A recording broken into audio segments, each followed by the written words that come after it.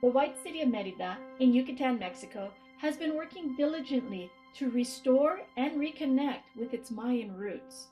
Something I can relate to because I too am trying to reconnect and rediscover my own Mexican heritage.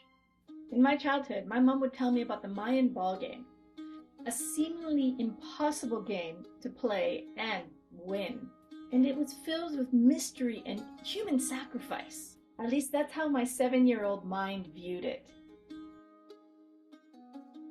Now, almost 40 years later, I'm learning that the Mayan ball game, Pok-Ta-Pok, is a lot more intriguing than I originally thought. And contrary to what I believed for many years, the losers were not necessarily sacrificed. This was only when the game was used instead of war, and even then, there were ways to get around death.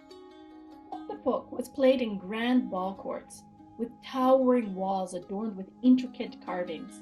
Now, you can see reenactments of it in front of the main cathedral in Merida. Before the game starts, a ceremony is held. Let's watch.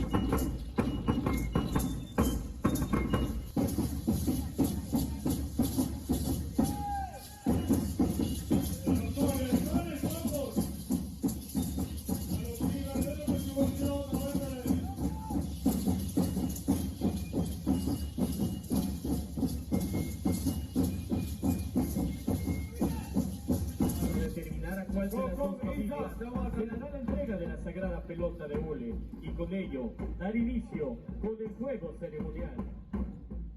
The game revolves around a solid rubber ball, carefully crafted from the latex of the rubber tree.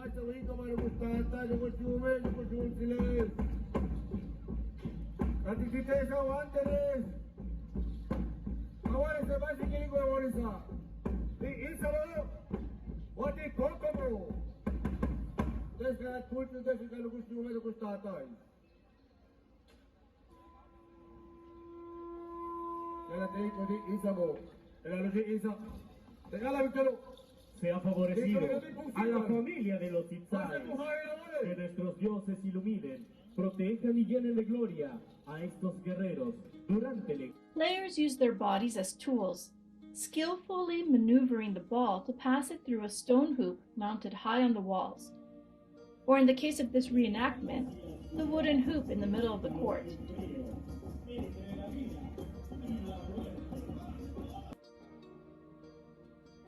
Teams of 3 to 5 players face off against each other, displaying their agility, teamwork, and physical prowess.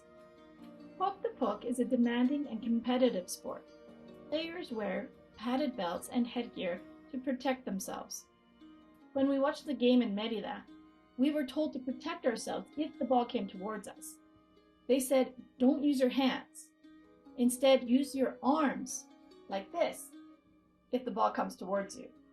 The reason is that the ball is going very fast, and the ball weighs, I think it was about 5 kilos. And so that combination can break your fingers if you try and catch it. Beyond its physicality, Pok-Ta-Pok held a deep symbolic meaning, representing the eternal struggle between light and dark, life and death. The outcome of the game was believed to have cosmic implications. I'm told it was also a way to settle disputes.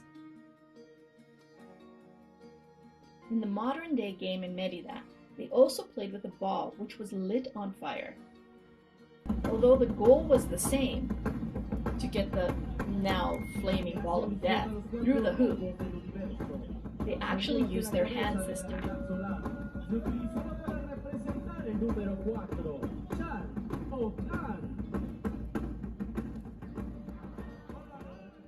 Although the Mayan civilization has long faded, the spirit of Pok-Ta-Pok lives on thanks to communities such as Merida, who have revived the game, using it as a teaching tool and preserving its cultural and historical significance.